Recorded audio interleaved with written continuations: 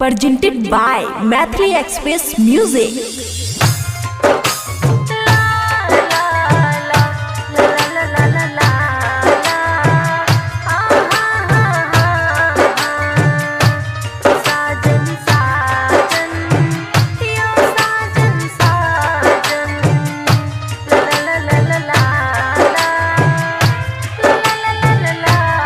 खुशी recording studio Baluaha. आहा से प्यार करो, सोलो हो सिंगार करो,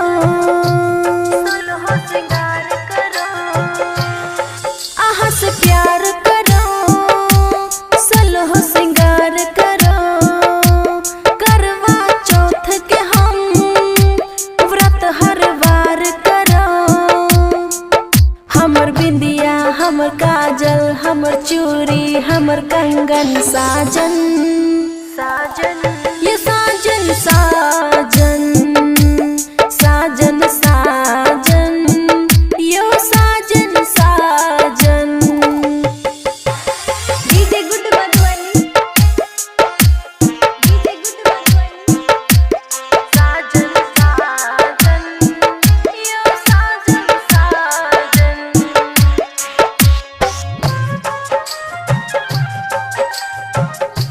ला ला ला ला ला ला ला, खुशी रिकॉर्डिंग स्टूडियो बलुआहा।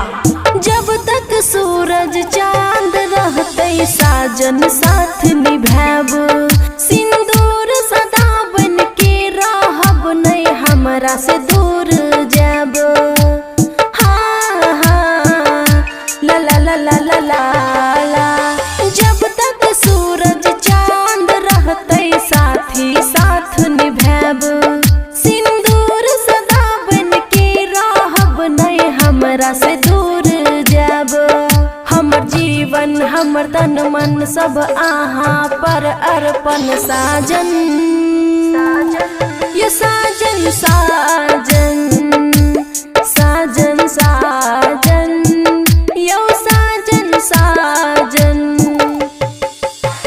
डीजे गुड मधुबनी, साजन साजन, यो साजन साजन। ला ला ला ला ला ला ला ला ला ला।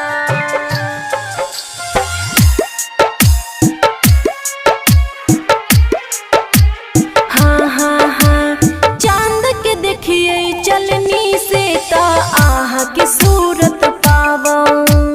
हाथ के मेहंदी रच रच के पिया पिया कहै छै।